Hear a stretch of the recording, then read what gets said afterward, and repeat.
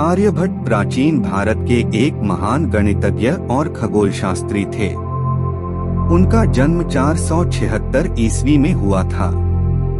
उनके जन्मस्थान को लेकर इतिहासकारों में कुछ मतभेद हैं। कुछ मानते हैं कि वे वर्तमान बिहार के कुसुमपुर, प्राचीन पाटलिपुत्र जो आधुनिक पटना है, में पैदा हुए थे, जबकि कुछ अन्य उन्हें दक्षिण भारत के अशमक प्रदेश, जो वर्तमान में महाराष्ट्र और मध्य प्रदेश के बीच का क्षेत्र है, का मानते हैं।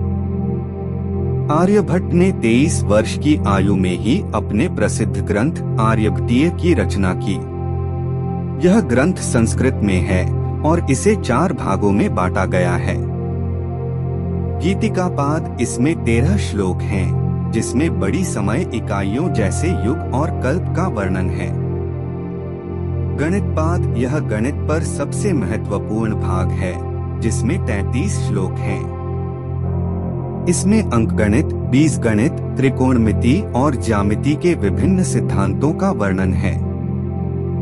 इसी में उन्होंने पाई का मान लगभग 3.1416 बताया, जो कि बहुत ही सटीक है। उन्होंने त्रिभुज का क्षेत्रफल और वृत्त के क्षेत्रफल की गणना करने के सूत्र भी दिए। कालक्रियापाद इसमें 25 श्लोक हैं, जिसमें समय की गणना और ग्रहों की गति के नियमों का उल्लेख है। गोलपाद इसमें 50 श्लोक हैं, जो खगोलीय पिंडों और उनकी गतियों पर आधारित हैं। इसमें आर्यभट्ट ने यह स्पष्ट रूप से बताया कि पृथ्वी अपनी धुरी पर घूमती है, जिससे दिन और रात होते हैं।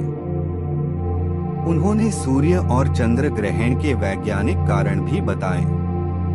आर्यभट्ट के प्रमुख योगदान: दशमलव प्रणाली और शून्य का उपयोग। आर्यभट्ट ने स्थानमान प्लेस वैल्यू दशमलव प्रणाली का प्रयोग किया और शून्य को एक स्थानधारक प्लेस होल्डर के रूप में प्रस्तुत किया।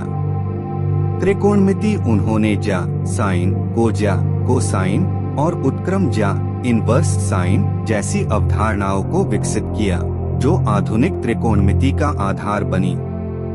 खगोल विज्ञान उन्होंने बताया कि पृथ्वी गोल है और अपनी धुरी पर घूमती है और ग्रहण राहु केतु जैसे किसी राक्षस के कारण नहीं होते, बल्कि पृथ्वी और चंद्रमा की छाया के कारण होते हैं।